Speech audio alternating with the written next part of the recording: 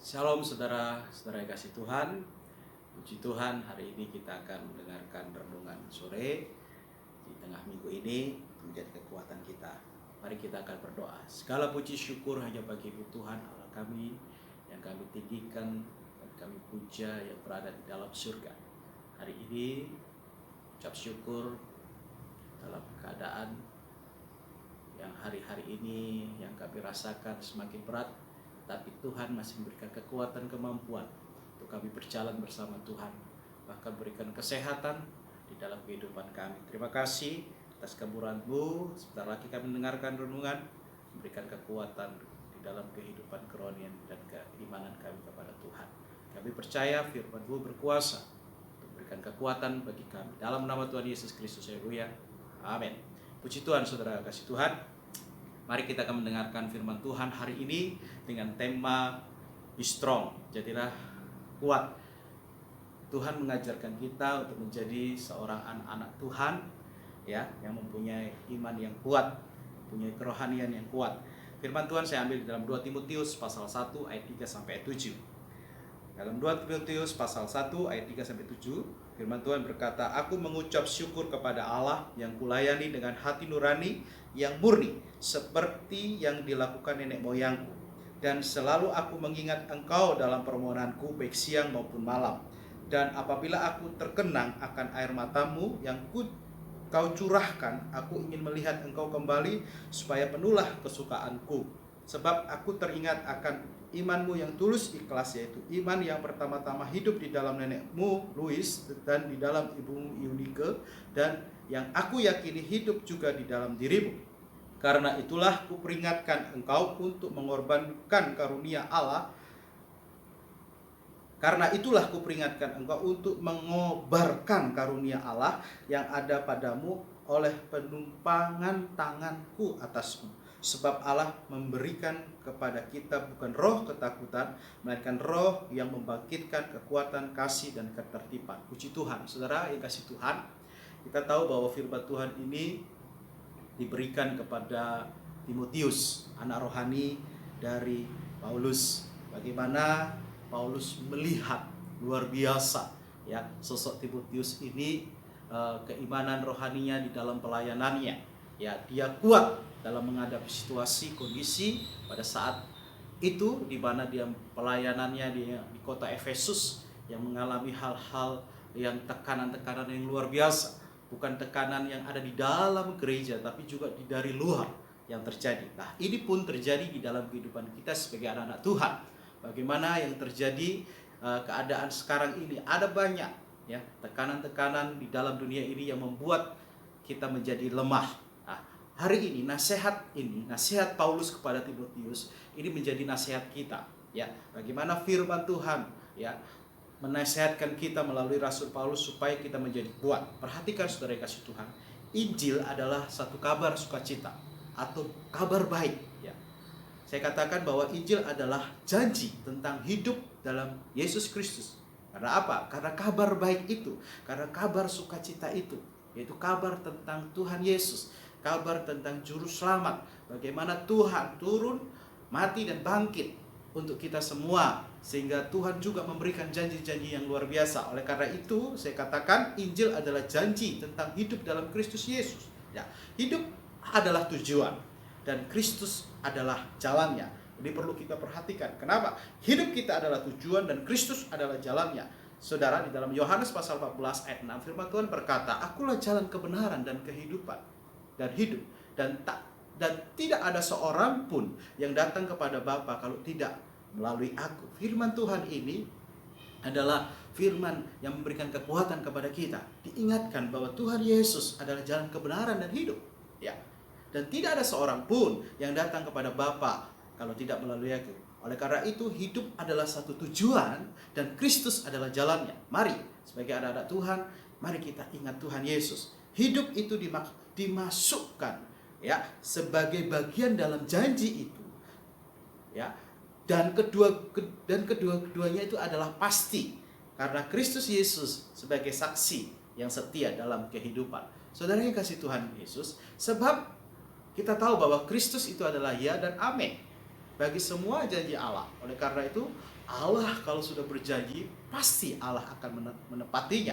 Ya, saudara, di dalam 2 Korintus 1 ayat 10 jelas sekali dikatakan, sebab Kristus adalah ya bagi semua janji Allah, itulah sebabnya oleh Dia, ya, kita mengatakan amin untuk memuliakan Allah. Oleh karena itu, mari kita pegang setiap janji Tuhan. Ya, inilah yang nasihat Paulus berikan kepada Timotius, begitu juga kepada kita. Jadi mari kita pun sebagai anak-anak Tuhan bisa menjadi terang, menjadi saksi bagi setiap orang.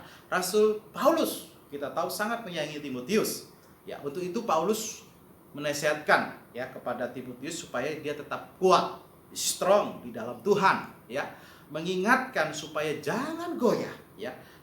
Jangan termakan keadaan situasi yang menggoncangkan saat itu. Ini nasihat Paulus kepada Timotius. Nasihat ini pun berlaku kepada kita.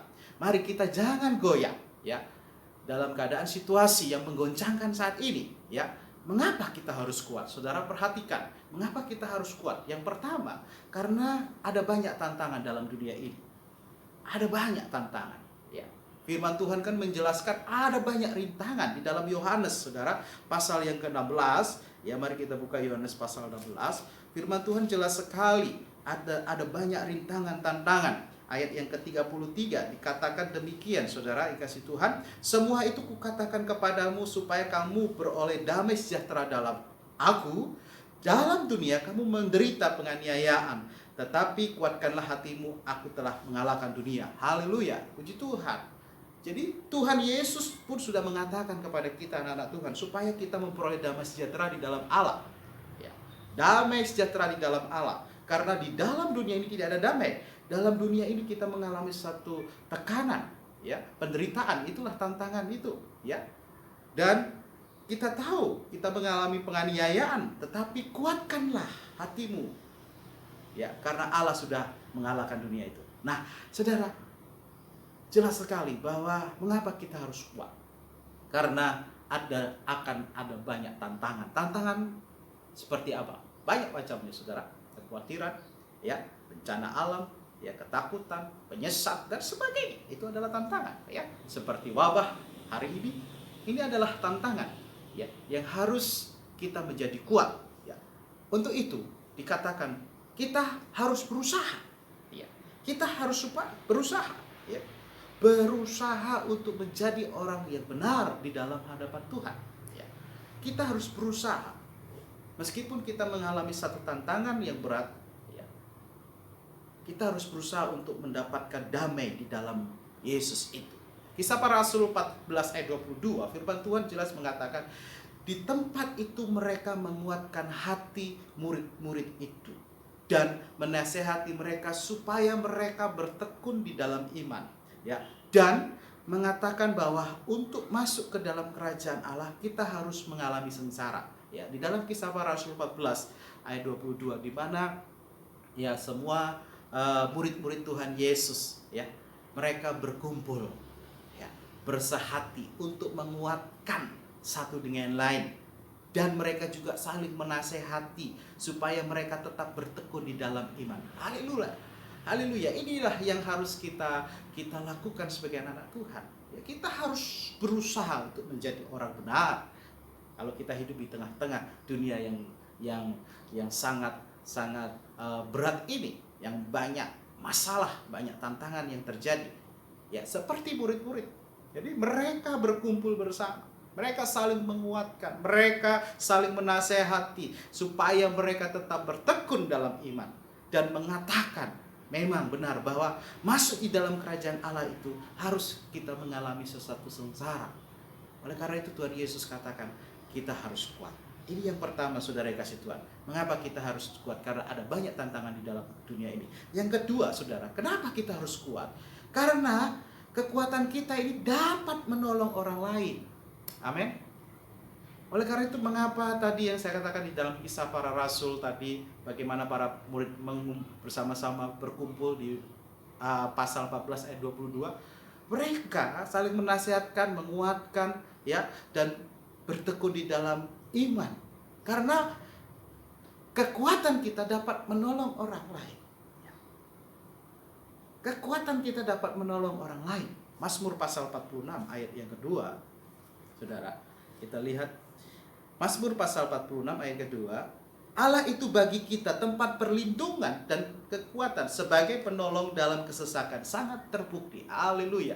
Mari saudara, ya, mengapa kita harus kuat? Karena kekuatan kita dapat menolong orang lain.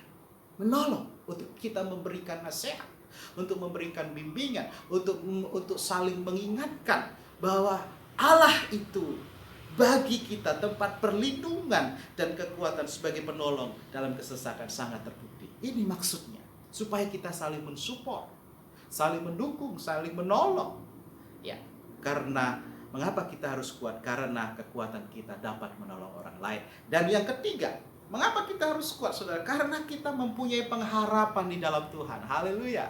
Ya, jelas di dalam Wahyu pasal 22 ayat 12. Pengharapan kita hanya di dalam Tuhan. Tempat kita bukan di dunia ini, tempat kita ada di kerajaan surga. Oleh karena itu, mari sebagai anak-anak Tuhan yang mempunyai pengharapan, kita harus kuat. Ya. Kalau kita tidak kuat, kita tidak mempunyai pengharapan di dalam Tuhan. Ya. Karena kita sudah mempunyai pengharapan. Oleh karena itu, mari tetaplah kuat di dalam Tuhan. Ya. Karena Yesuslah sumber kekuatan kita yang memberikan, ya, satu pengharapan, ya, yang Tuhan akan berikan dalam kehidupan kita. Janji-janji Tuhan kita harus pegang di dalam kehidupan kita. Haleluya. Dan yang terakhir, mengapa kita harus kuat? Karena kekuatan kita menyenangkan hati Tuhan. Haleluya. 1 Korintus saudara pasal 16, ya. Karena kekuatan kita menyenangkan hati Tuhan. Karena Tuhan senang kepada anak-anak Tuhan yang mempunyai iman yang kokoh, kuat, tidak tergoncangkan. 1 Korintus pasal yang ke-16 ayat yang saudara ayat yang ke-13. Firman Tuhan, berjaga-jagalah, berdirilah dengan teguh dalam iman, bersikaplah sebagai laki-laki dan tetap kuat. Kenapa? Karena Tuhan Yesus senang kepada orang-orang yang kuat di dalam Tuhan, ya. Karena kekuatan itu menyenangkan hati Tuhan, ya. Dia suka, senang, dia merasa gembira kalau dilihat anak-anak Tuhan masih kedapatan iman di dalam kehidupan di dunia ini. Ya, karena itu mari kita mau menjadi kuat, karena itu menyenangkan hati Tuhan. Oleh karena itu tetap berjaga-jaga, tetap berdiri dengan teguh dalam iman, bersikap sebagai laki-laki dan tetap kuat, karena kekuatan itu menyenangkan hati Tuhan. Karena Tuhan Yesus, ya, tidak suka kalau melihat anak-anak Tuhan mulai dia loyo, mulai dia menghindar, mulai dia lari dari imannya, mulai dia yang bersungut-sungut kepada Tuhan. Tuhan tidak suka, ya. Oleh karena itu, mengapa kita harus kuat? Karena kekuatan itu menyenangkan hati Tuhan. Haleluya. Saudara yang dikasih Tuhan, cara untuk menjadi kuat bagaimana? Nah, ini intinya, ya. Kalau kita sudah tahu bahwa Tuhan mengajarkan kita harus kuat. Nasihat Paulus pun mengatakan supaya kita harus kuat, ya. Nah, caranya gimana untuk menjadi kuat? Ternyata saudara, untuk menjadi kuat itu dibutuhkan iman yang murni.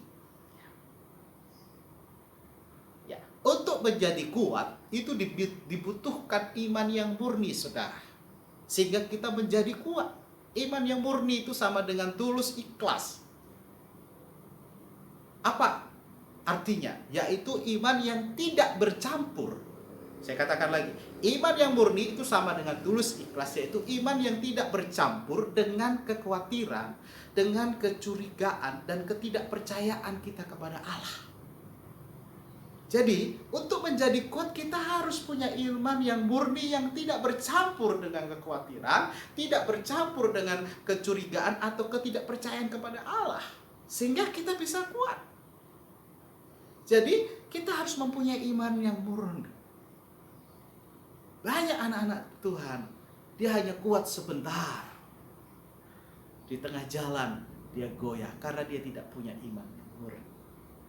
Ya, harus membutuhkan iman yang murni. Karena iman yang murni itu tidak bercampur oleh kekhawatiran, kecurigaan, dan ketidakpercayaan kepada Allah. Apa sih istimewanya dari iman yang tulus ikhlas itu, saudara? Istimewa iman semacam ini adalah tidak munafik. Artinya bukan hanya untuk diperlihatkan kepada orang lain atau untuk membuat orang lain berkesan. Bukan itu, saudara. Memang benar bahwa iman itu terlihat dalam setiap aspek hidup dan lahir dari kedekatan kepada Allah. Memang benar, itu adalah iman harus demikian, ya. Tetapi perhatikan, ya. Namun masalahnya, saudara, tidak semuanya yang mengaku dirinya beriman memiliki iman yang demikian. Perhatikan, saudara. Iman itu akan terlihat saat orang mengalami tantangan terhadap iman. Saya ulangi lagi. Iman akan terlihat, ya, saat orang mengalami tantangan terhadap iman, tantangan terhadap ketekunan ataupun pelayanannya. Sebagai contoh, Timotius, bagaimana dia melayani, ya. Ada banyak tantangan, tekanan dari dalam anak-anak Tuhan dan dari luar, tetapi dia tidak pernah mundur. Itu adalah iman yang murni, ya. Iman yang istimewa, tidak munafik. Iman yang terlihat saat orang mengalami tantangan terhadap iman, saat mengalami tantangan dalam ketekunan dan pelayanannya. Nah, ini pun harus terjadi dalam kehidupan kita. Apakah iman saudara murni? Itu yang membuat kita menjadi kuat. Iman yang tulus, ikhlas akan mengarahkan seseorang untuk mengasihi dan melayani Allah, bukan untuk diri sendiri. Haleluya. Saya percaya hari-hari ini kita diperhadapkan oleh situasi keadaan yang sangat tidak menyenangkan dalam kehidupan kita, yang sangat berat. Tetapi Tuhan mengatakan, jadilah kuat. Ya, jadilah kuat. Mari, kalau kita kuat, ya, kalau kita kuat, kita bisa menolong orang lain. Kalau kita kuat, ya, kekuatan itu memberikan suatu pengharapan. Kalau kita kuat, saudara perhatikan, ya, Allah sangat senang karena menyenangkan hati Tuhan, ya. Oleh karena itu, mari, untuk menjadi kuat dibutuhkan satu iman yang murni, ya. Iman yang tidak bercampur oleh ketakutan, kekhawatiran, ya. Tidak bercampur oleh ketidakpercayaan kepada Allah. Tetapi iman yang sangat unik, ya, sangat iman yang sangat luar istimewa, yaitu iman yang tidak munafik. Itu yang Tuhan inginkan, ya. Iman akan terlihat pada saat orang mengalami tantangan terhadap iman, tantangan terhadap ketekunan ataupun pelayanan. Apakah saudara mempunyai itu dalam hidupmu? Mari kita mempunyai iman yang murni sehingga kita tetap kuat di dalam Tuhan. Puji Tuhan. Mari kita akan berdoa. Segala puji syukur hanya bagimu Tuhan. Terima kasih kami sudah mendengarkan firman Tuhan dan menyampaikan firman Tuhan saat hari ini. Tuhan mengajarkan kami supaya kuat di dalam Tuhan. Dibutuhkan satu ketulusan, iman yang tulus ikhlas, iman yang murni di hadapan Tuhan. Tuhan, jadikan kami orang-orang yang mempunyai iman yang murni di dalam kehidupan kita, kehidupan sehari-hari kami, yang tidak bercampur oleh keadaan, kekhawatiran, ketakutan, dan ketidakpercayaan kami kepada Tuhan. Itu membuat kami menjadi Tuhan lemah. Tapi pada saat kami punya iman yang murni, kami akan menjadi kuat. Dan kekuatan itu bisa kami dapat menolong orang lain.